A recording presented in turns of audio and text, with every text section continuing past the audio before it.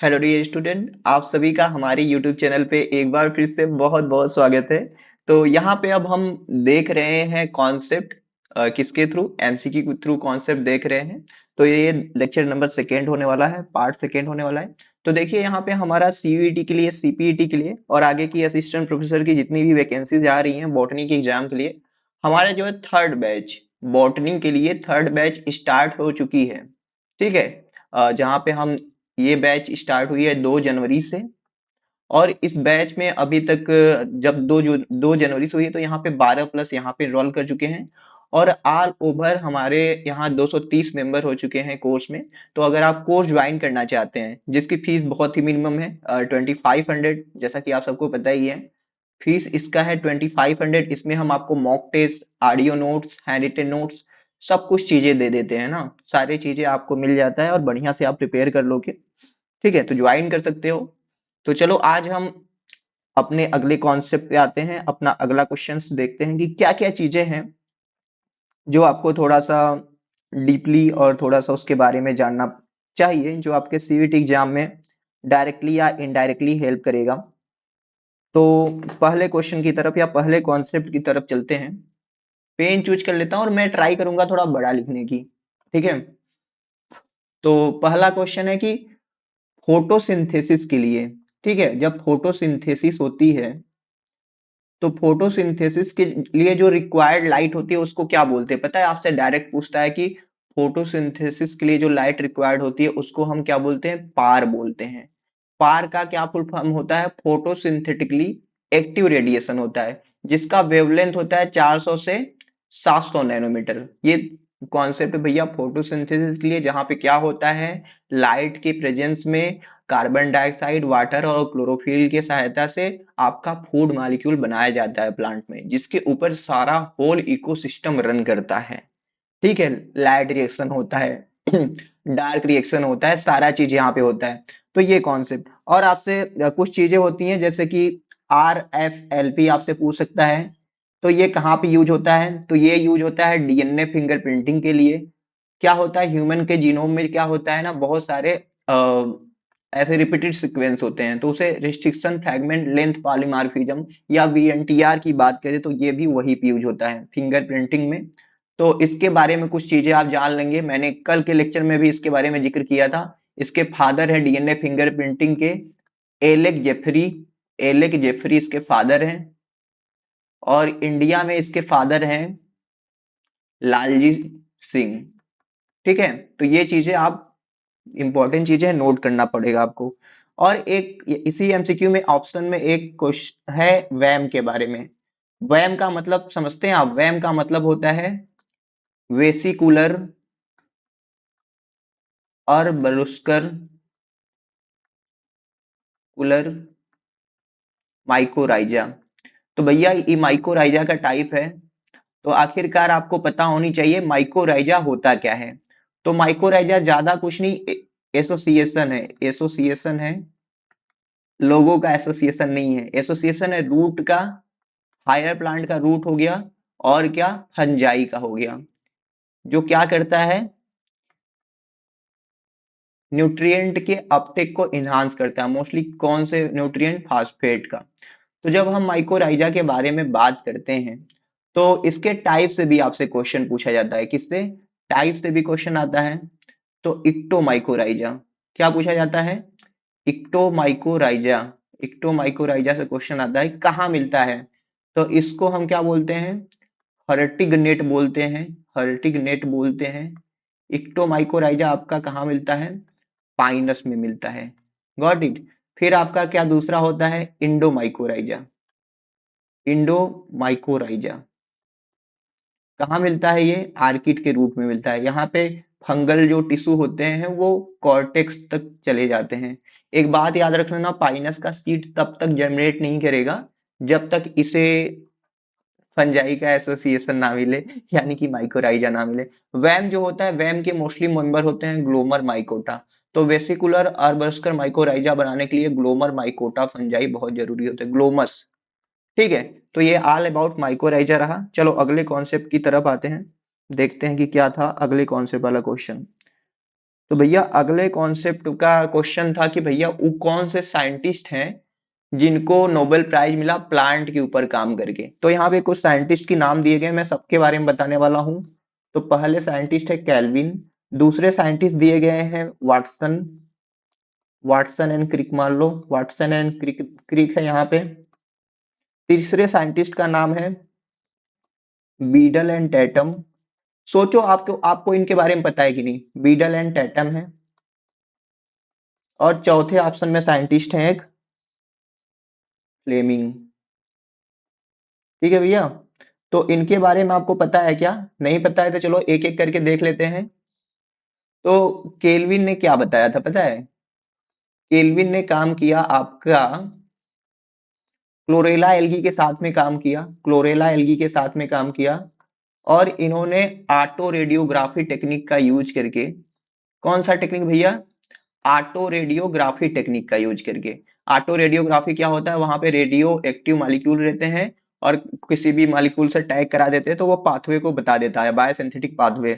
तो इन्होंने dark reaction के फील्ड में, शुगर के फिक्सेशन के फील्ड में काम करके इन्होंने नोबेल प्राइज हासिल किया। ठीक है। वाटसन एंड क्रिक है, इन्होंने क्या क्या दिया? Double helical model of DNA दिया। क्या दिया भैया? Double helical model DNA. कौन सा डीएनए था वो पता है आपको? बी डीएनए था। और कब दिया था पता है? 1953 में दिया था।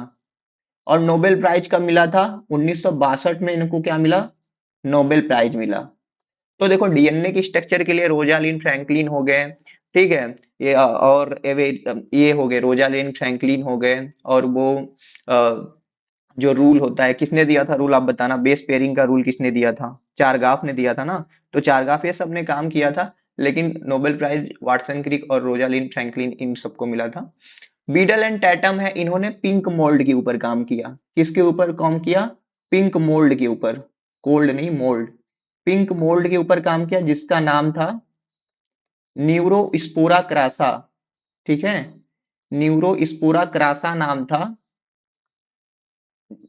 जो कहाँ की मेंबर थी? एस्को माइकोटिना का मेंबर था, एस्को माइकोटिना का मेंबर था। तो इन्होंने बताया भैया देखो, एक एंजाइम को सिंथेसाइज करने के लिए ना, एक एंजाइम को सिंथेसाइज करवाने के लिए, एक एंजाइम को सिंथेसाइज करवाने के लिए एक जीन की जरूरत होती है। तो बीडल एंड टेटम ने क्या बताया था? One gene one enzyme hypothesis. बहुत ही फेवरेट क्वेश्चन एग्जामिनर्स का, हाइपोथेसिस बहुत जगह पूछा जाता है। मैंने सब बताया कि बीटल एंड टैटन ने पिंक मोल्ड में काम किया था, न्यूरोस्पोरा क्रासा इसको माइकोटिना का मेंबर है, इसको स्पोर बनता है, one gene one enzyme hypothesis. अब फ्लेमिंग का देखो क्या है, जब शायद सेकेंड वर्ल्ड वॉर था, आप इतना समझो सेकेंड वर्ल्ड वॉर के ड्यूरिंग क्या था ना, कि बहुत सारे सैनिक घायल हो रहे थे ना, तो एक बैक्टीरिया था स्टेफाइलोकोकस, स्टेफाइलोकोकस ये बैक्टीरिया था। मीनिंग पे ज्यादा मत फोकस करो, स्टेफाइलोकोकस मुझे नहीं, भैया आप बॉटनिस्ट है, आप मेरे बातों को, मेरे भावनाओं को समझो जो मैं बता रहा हूँ। फ्लेमिंग देखो स्टेफाइलोकोकस के ऊपर काम कर रहे थे कि भैया ई बैक्टीरिया है तो ये इतना सड़न क्यों कर रहा है। तो उनकी एक असिस्टेंट थी मैरी मुल्डी, मुल्डी, वो हमेशा उनको ब्रेड ला के देती थी चाय से खाने के लिए। तो इधर देखो पेट्री डिस्क में ऐसे स्टेफाइलोकोकस पड़ा हुआ था, तो इधर से ब्रेड का टुकड़ा हवा के झोंके से इसमें आ गया, और ये इसमें क्या था, पेनिसिलियम नोटेटम ग्रो कर गया था फंजाई, जिससे कि स्टेफाइलोकोकस मर गया। तो अलेक्जेंडर फ्लेमिंग ने क्या की खोजा था 1928 में, क्या खोज दिया था? सेरेंडिपिटियस, डीपीटी के द्वारा, मतलब अनजाने में डिस्कवरी हो गई, मतलब वो खोज कुछ और रहे थे, मिल कुछ और अच्छा गया। तो 1928 में क्या खोज लिया? वंडर ड्रग खोज लिया। क्या खोज लिया भैया? वंडर ड्रग खोज लिया, यानी कि पेनिसिलिन खोज लिया, जो कि सेल वाल को इनहिबिट करता है बैक्टीरिया में, पेनिसिलिन। और ये पेनिसिलिन माइकोप्लाज्मा के ऊपर कोई भी काम नहीं करता है, क्योंकि माइकोप्लाज्मा के पास सेल वाल है ही नहीं। तो किससे खोजा था? पेनिसिलियम नोटेटम से खोजा। किससे खोजा? नोटेटम से। तो देखो दिक्कत क्या थी, पेनिसिलियम नोटेटम से खोज लिया, लेकिन इसका प्रोडक्शन लेवल कम था। तो बाद में देखो चैन एंड फ्लोरी है, कौन है? चैन एंड फ्लोरी करके बिजनेसमैन टाइप के थे।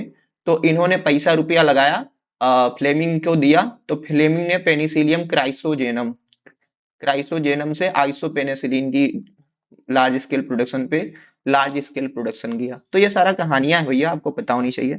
अगले कॉन्सेप्ट पे चलते हैं। तो अगला हमारा कॉन्सेप्ट होने वाला है, बार बार मुझे पेन चूज करना पड़ता है। तो आपसे जैसे एक क्वेश्चन है कि बायोडिग्रेडेबल पॉल्यूटेंट क्या होते हैं? बायोडिग्रेडेबल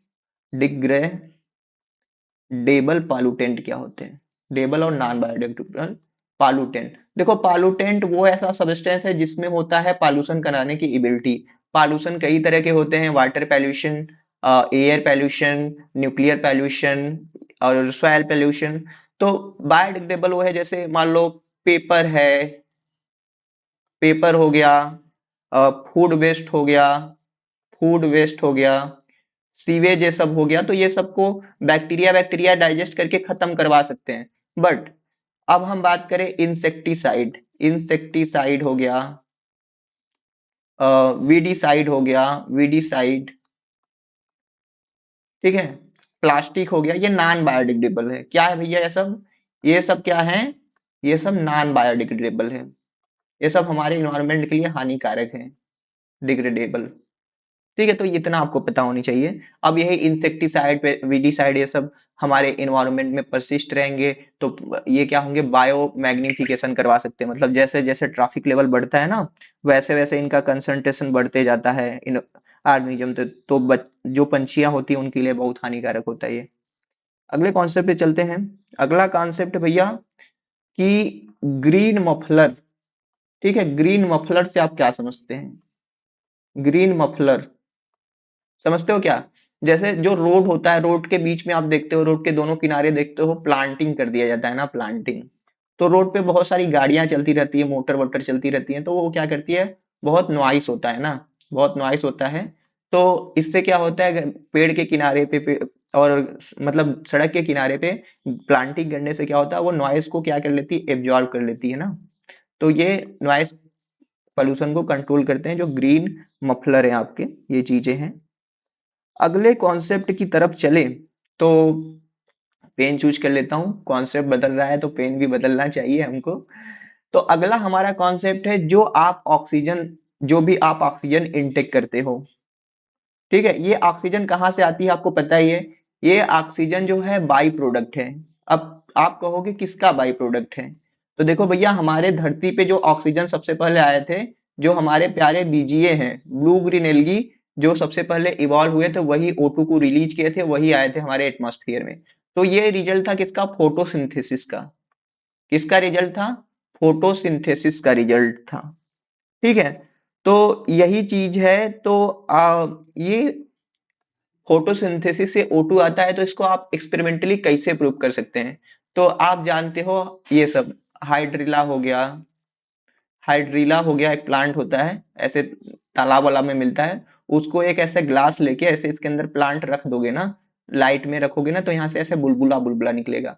तो हाइड्रिला का यूज करते हैं ऑक्सीजन जो फोटोसिंथेसिस से निकलता है उसको मेजर करने के लिए। ये कॉन्सेप्ट है भैया। अब चलो अगले कॉन्सेप्ट पे आते हैं। बहुत ही बेसिक कॉन्सेप्ट है।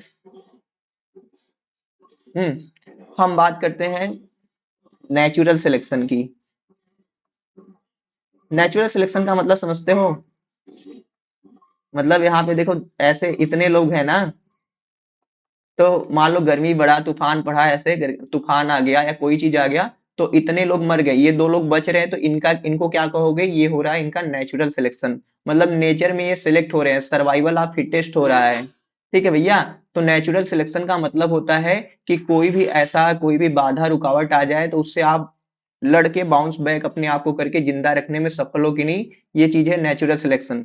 तो डार्विन अंकल थे, उन्होंने ही बताया था नेचुरल सिलेक्शन के बारे में।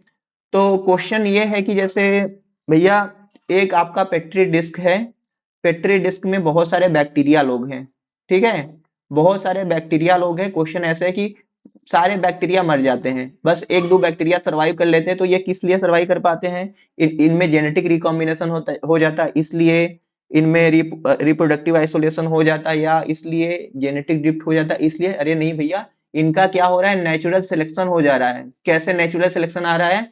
क्योंकि ये एंटीबायोटिक रेजिस्टेंट हो जा रहे हैं, अपने अंदर एंटीबायोटिक के प्रति रेजिस्टेंट जीन डेवलप कर रहे हैं, रेजिस्टेंट जीन डेवलप कर पा रहे हैं। ऐसे ही जैसे आपके एरिया में क्या है, मच्छर लोग हैं ऐसे करके, बन नहीं पाएगा, बहुत सारे मच्छर होते हैं ना, तो हम क्या करते हैं, डीडीटी उडीटी छिड़क दिए, मच्छर मारने की दवा छिड़क दिए। तो पहले एक कॉयल ही जला देते थे, मोर्टीन, तो मच्छर लोग भाग जाते थे। लेकिन अभी मच्छर लोग एडॉप्ट कर चुके हैं, अपना नेचुरल सिलेक्शन करवा चुके हैं, तो मच्छर लोग मोर्टीन वोर्टीन से भी नहीं भागते हैं।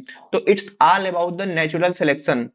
जैसे दूसरा एग्जांपल दू नेचुरल सिलेक्शन का, जैसे ये एक बच्चा है, ठीक है, ये क्या है, एक बच्चा है, ये दूसरा बच्चा है।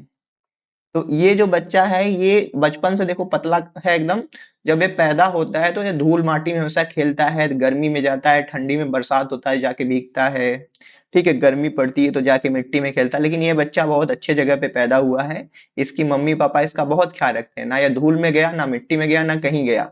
तो क्या होता है इसके साथ कि अगर गलती से ये धूल मिट्टी के संपर्क में आ गया, धूप में चला गया, तो इसका हो जाएगा तबीयत खराब।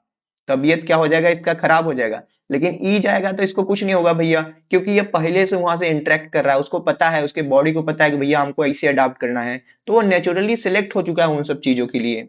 अगर परेशानियां, जैसे आप पढ़ाई कर रहे हो, तैयारी कर रहे हो, आपकी जिंदगी में पहले से बहुत सारी परेशानियां हैं, ठीक है, बहुत सारी परेशानियां झेल के आए हो, तो छोटी मोटी परेशानियों को क्या करोगे, अरे हट यार कोई दिक्कत नहीं है। लेकिन आपके लाइफ में पहले कोई परेशानी ही नहीं, सब जरूरतें आपकी पूरा हो गई है, तो एकाएक कोई परेशानी आएगी तो आप कहोगे यार कैसे होगा, बहुत जिंदगी में तकलीफ है हमारे। तो आपका अभी नेचुरल सिलेक्शन नहीं हुआ। देखो, इंसान वही उठ के आगे बढ़ता है जो परेशानियों को झेल के आता है, ठीक है। तो यही चीज है, life is all about the how you deal with your problems, ठीक है। तो यही चीज है। अरे भैया मोटिवेशनल स्पीकर को देखते हो ना, मोटिवेशनल स्पीकर बनने का सबसे बड़ा है, पहले अपना किडनी तोड़वाओ, अपना दिल तोड़वाओ, अपनी प्रॉब्लम आओ, दुनिया भर का जब जिसको प्रॉब्लम आ जाता है तो वो ज्ञान बेचने लगता है ऐसे जाके, अरे जैसे हम ही बोल रहे हैं, तो हमको ये सब प्रॉब्लम आए पढ़ने लिखने में, तो हम आपको बता रहे हैं। समझ गए कि नहीं। हंस दिया करो, हंसाने की कोशिश करता हूँ, हमेशा सीरियस होके पढ़ते हो यूट्यूब पे, कमेंट करा करो नीचे। हम्म। रिकॉर्ड हो रहा है कि नहीं। रिकॉर्ड तो हो रहा है। देखो भैया अगला क्वेश्चन हमारा है, डार्विन अंकल के बारे में है। किसके बारे में है, डार्विन के बारे में। छोटी मोटी बातें हैं तो हम आपको बता देते हैं। डार्विन के बारे में चलो जान लेते हैं थोड़ा सा। डार्विन जो लड़के थे वो थे बहुत अच्छे, ठीक है। इनके पिता बहुत अमीर थे, पिता यार दारू पीता नहीं, पिता मतलब अच्छे फैमिली से। तो इनके पापा चाहते थे इनको डॉक्टर वाक्टर बनाना, लेकिन इनको डॉक्टर बनने में कोई रुचि नहीं थी, पढ़ाई लिखाई नहीं करते थे। अपने एक दोस्त के साथ मिलके कीट पतंगे, ऐसे तितली पकड़ लिया, कोई कीड़ा पकड़ के ऐसे डब्बा में पैक करके कीटों का कलेक्शन करते थे। तो इनके पिताजी क्या किए, एक देखो HMS बीगल करके जहाज था, पानी का जहाज। तो उनके कैप्टन थे जहाजवा का, कैप्टन का नाम था फिट जेम्स, ठीक है, फिट जेम्स। तो डार्विन के जो पप्पा थे ना बहुत अमीर उमीर थे, तो फिट जेम को ऐसे हथियार उथियार सप्लाई करते थे, पैसा वैसा देते थे। तो इस जहाज पे क्या हुआ, एक आदमी की जरूरत पड़ी जो मतलब नेचुरलिस्ट की, थोड़ा सा जो वहां का चीजों के बारे में पता करे कि कहाँ पे हम कितना माल दे रहे हैं, कितना माल अंदर कर रहे हैं, माल मतलब यार सामान बेच रहे हैं ना। तो फिटजेम्स से ही डार्विन के पप्पा कहे, बोले कि हमारे लड़के को ले जाओ। अब फिटजेम्स मना भी ना कर पावे, कहेंगे ठीक है डार्विन को ले लेते हैं, डार्विन आ जाओ जहाज पे चलते हैं। तो डार्विन फिटजेम्स के साथ HMS बीगल पे कहाँ पे गए, एक आइसलैंड था गैलोपोगस आइसलैंड, पोगस आइसलैंड पे गए थे ना। तो गैलोपागस आइसलैंड पे गए तो वहां पे वो क्या है देखें, एक फिंच नाम का बर्ड था, फिंच नाम का बर्ड था। तो वो अलग अलग जैसे जगह जगह पे आइलैंड के अलग अलग हिस्सों में देखे कि यार ये पंछिया तो फिंचवा है, लेकिन इनका बीक जो है ना, किसी का बीक ऐसे किसी का बीक जो है एकदम नुकीला है, किसी का बीक ऐसे थोड़ा सा ब्लंट टाइप का है, किसी का बीक जो है मुड़ा हुआ है यार। मतलब बिकवा है, चोचवा है, लेकिन चोचवा अलग अलग तरह से मॉडिफाइड है। ये किस लिए मॉडिफाइड है, क्योंकि ये जो देख रहे हैं ई वाला जो एकदम डायरेक्ट नुकीला नुकीला है, ये क्या कर रहे हैं, ये कुछ और खाने पे खा रहे हैं, ब्लंट वाला कुछ और खाना खा रहा है, ये जो ऐसे मुड़ा हुआ है कुछ और खाना खा रहा है। मतलब बीक तो एक ही था, लेकिन मतलब इनका ओरिजिन तो सेम था, लेकिन इसका क्या हो रहा था, स्ट्रक्चर जो हो रहा था, स्ट्रक्चर और फंक्शन, फंक्शन मतलब खाने का काम कर रहे थे लेकिन अलग अलग खाने पे खा रहे थे ना भैया।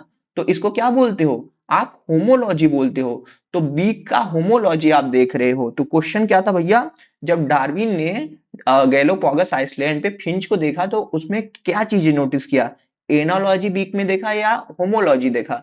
तो होमोलॉजी देखा। अब देखो होमोलॉगस आर्गन के बारे में बता देता हूँ। Homologous organ are those organ which are similar in origin and maybe in also in structure but dissimilar in function.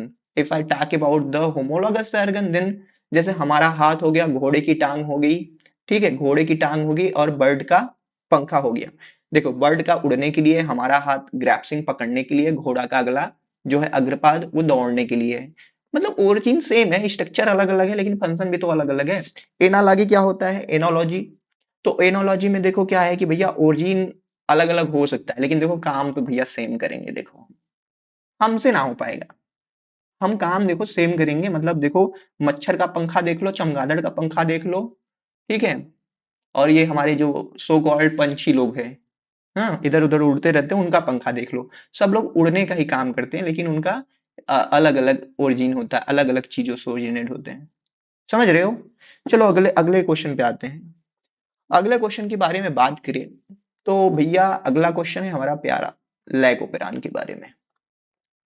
देखो लैक ओपेरान क्या है भैया, किस लिए दिया गया है? कोई भी हमारे बॉडी में जीन है, जीन जिसको जोहानसन में जीन को जोहानसन ने 1909 में जीन एक्चुअली में कहा। तो जो हमारे बॉडी में जो अलग अलग सेल्स हैं, ऐसे करके सेल्स होते हैं ना, पता नहीं कितना ट्रिलियन सेल होते हैं। तो आपको क्या लगता है जो आपका लीवर है, जो आपका किडनी है, जो आपका हार्ट है, सारे हार्ट के सेल में, सारे किडनी के सेल्स में जो जीन होता है ना, सब जीन हर जगह, जैसे जो किडनी में जीन है वही हार्ट में भी रहेगा, वही लीवर में रहेगा। क्योंकि भैया देखो आप जो हो ना, देखो ई क्या हो, ई आप हो, खुश रहा करो, ठीक है। ऐसे ही सही आपका कान है, कार्टून बनाने आता नहीं है। ये क्या हो, आप हो ना, हाथ भी बना दिए। तो आपका जो बॉडी है, ठीक है, तो आपके बॉडी में हर हर सेल में सेम ही जीन है। लेकिन अब जैसे एक आपके बॉडी में से एक सेल ले लिया, एक यहाँ किडनी में, एक हार्ट में से सेल ले लिया, एक यहाँ लीवर्स में से सेल ले लिया, तो इन दोनों सेल में जो जीन का जो जीन है, जो जीन इसमें प्रेजेंट है वही जीन इसमें भी प्रेजेंट है। क्योंकि आपका आप जो बने हो, आप एक सिंगल सेल से बने हो जिसका नाम था शुरू में जाइगोट। तो जाइगोट में ही हुआ था क्लीवेज, उसी के थ्रू आप बने हो, तो जितने जीन है सारे में गए हैं। लेकिन जिस आर्गन में जिस जीन की जरूरत थी उसको एक्टिव रखा गया और जिसकी नहीं थी उसको डीएक्टिवेट रख दिया गया। तो यही एक्टिवेशन और डीएक्टिवेशन जीन का कब होता है, कब जीन हमारा टर्न ऑन और टर्न ऑफ होता है, उसको हम बोलते हैं लैक ओपेरान के थ्रू समझते हैं। तो लैक ओपेरान के बारे में देखो क्या था, जैकब एंड मोनर्ड ने बताया था। जैकब एंड मोनर्ड ने कब बताया था भैया?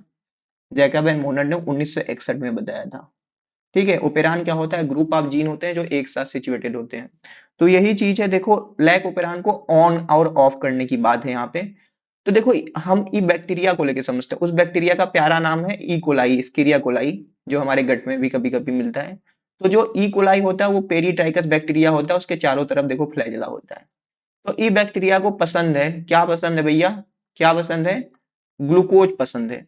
तो ग्लूकोज रहेगा तो बैक्टीरिया एकदम मस्त तरीके से उस पे खाएगा, बैक्टीरिया को कोई मेहनत नहीं करना है, आराम से खाएगा। ठीक है, लैक ओपरान ओपरान की कोई जरूरत नहीं है। लेकिन जैसे ही ग्लूकोज का लेवल डाउन हुआ तो बैक्टीरिया क्या कहेगा, भैया मरने से अच्छा है देखो मीडियम में लैक्टोज भी प्रेजेंट है, लैक्टोज इज ए डाइसैकाराइड, तो चलो लैकोपेरान चालू करते हैं, इसको डाइजेस्ट करते हैं और डाइजेस्ट करके ग्लूकोज निकालते हैं और खाते हैं। तो भैया जब ग्लूकोज का लेवल डाउन होगा तो क्या होगा, कैटाबोलिक एक्टिवेटर प्रोटीन का एक्टिवेशन होगा और ये क्या करेगा, सीएमपी का लेवल बढ़ाएगा और इसके वजह से क्या होगा, लैकोपेराइन चालू होगा। कुछ जीन होते हैं, हम लिख देते हैं यहाँ पे, I P O N Jaya. Course में सब पढ़ पढ़ाया गया, अगर आप आते हैं तो वहां पे आप पा सकते हो।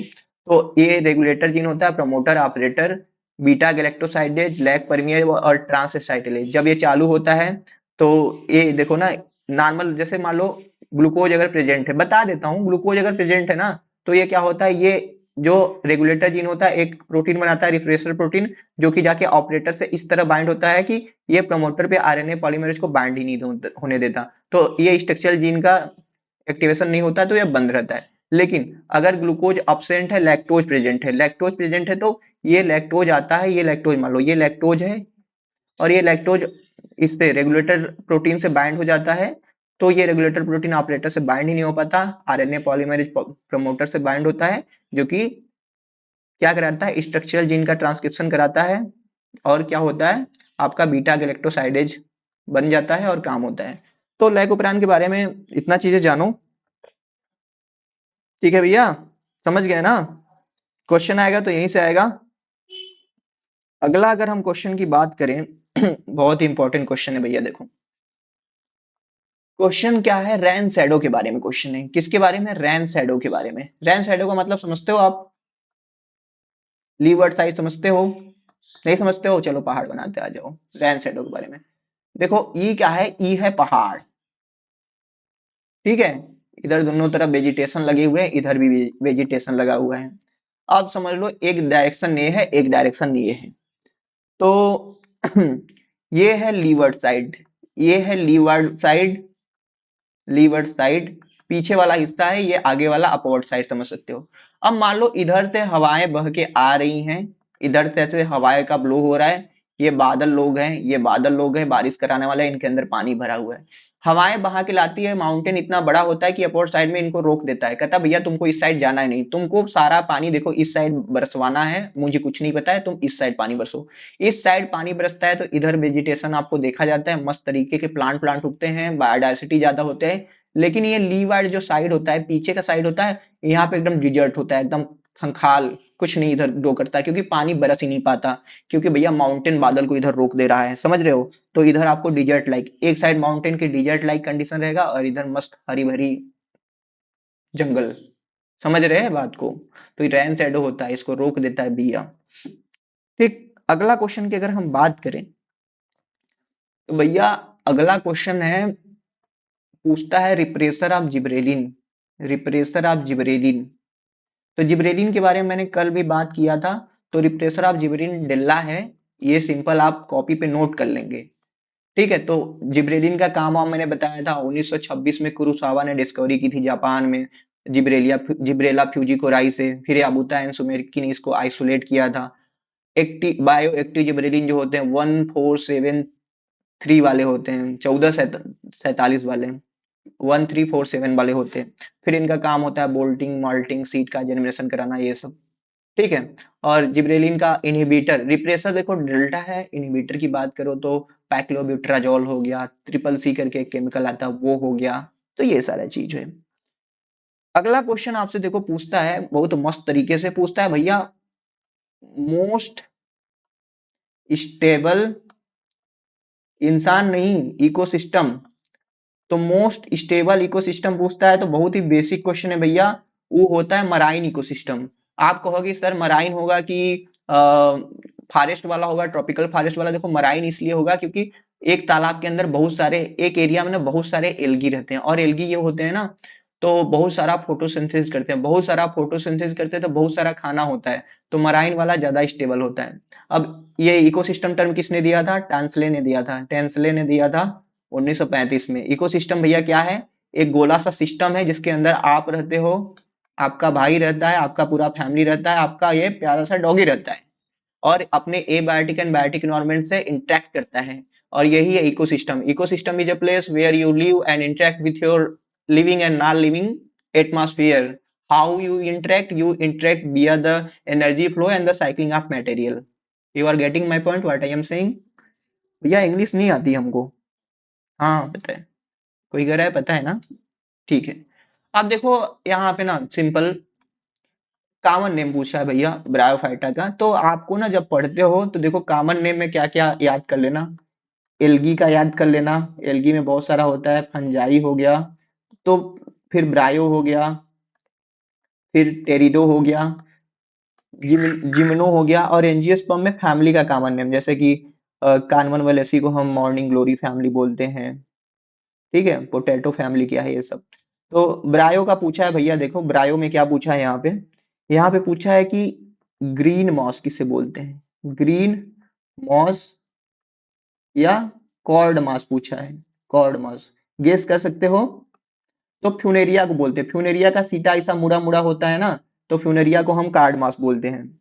और देखो पीट मॉस दूसरा हो गया, पीट मॉस, पीट मॉस कह लो, या कह लो बॉग मॉस कह लो। किसको बोलते हैं पता है? इस फैगनम को बोलते हैं। इसको माली यूज करते हैं क्योंकि ये इसका वाटर रिटेंशन कैपेसिटी बहुत ज्यादा होता है, सेकेंड वर्ल्ड वार के ड्यूरिंग इसका हम पट्टी की तरह यूज किए थे। यहाँ पे रिटॉर्ट सेल भी होता है और वेजिनोला लाइक स्ट्रक्चर भी होता है, समझ गए। और पीट मास बॉग मास हो गया। और हेयर कैप मास जानते हो किसे कहते हैं? हेयर कैप मास पॉलीट्राइकम को बोलते हैं, पॉलीट्राइकम को। तो ये सब चीजें आपसे पूछी जाती है भाई। देखो चलो अगले कॉन्सेप्ट की तरफ चलते हैं। अगला हमारा कॉन्सेप्ट होने वाला है, जैसे अलग अलग टाइप के ना पूछा जाता है कि इस तरह का वेस्कुलर बंडल कहाँ पे मिलता है। वेस्कुलर बंडल जानते हो ना, central cylindrical core of xylem surrounded by phloem and pericycle scale vascular bundle, जहाँ पे बीच में पित्त हो सकता है, नहीं हो सकता है। तो वेस्कुलर बंडल में आप लिख लो, मैं कुछ इंपॉर्टेंट चीजें नोट करा देना चाहता हूँ जहां से क्वेश्चन फंस सकते हैं। तो पहले पूछता है डिप्लोजाइलिक वेस्कुलर बंडल, डिप्लोजाइलिक वेस्कुलर बंडल। तो ये होता है साइकस के लीफलेट में, लीफलेट में। जब साइकस के लीफलेट में डिप्लोजाइलिक है तो पता है साइकस के रैकिस में कैसा होता है, साइकस के रैकिस में कैसा वेस्कुलर बंडल होता है पता है? इसमें होता है inverted omega shaped vascular bundle. याद कर लेना, ओमेगा शेप्ड वेस्कुलर बंडल होता है यहाँ पे ना, शेप्ड वेस्कुलर बंडल। और नेटम के रैकिस में कैसा होता है पता है? नेटम के रैकिस में यहाँ पे होता है arc shaped vascular bundle, arc shape. अब आर्क का मतलब नहीं पता है? ऐसे ऐसे आर्क, ऐसे आर्क, ठीक है, आधा आधा गोला, आर्क शेप वेस्कुलर बंडल। और कुछ चीजें पूछा जाता है जैसे एम्फी वेसल टाइप का वेस्कुलर बंडल। क्या है? एम्फी वेसल, जहां पे जाइलम टोटली सराउंड कर लेता है फ्लोएम को। तो ये यक्का में मिल सकता है, ड्रासिना में मिल सकता है, ठीक है भैया। और दूसरा है एम्फीक्राइबल या हाइड्रोसेंट्रिक बोलते हैं, एम्फीक्राइबल या हाइड्रोसेंट्रिक बोलते हैं, ये हमें फंस में देखने को मिलता है। और फिर हमसे पूछते हैं भैया इन्वर्टेड कॉर्टिकल वेस्कुलर बंडल कहाँ पे होता है? कॉर्टिकल वेस्कुलर बंडल कहाँ पे होता है?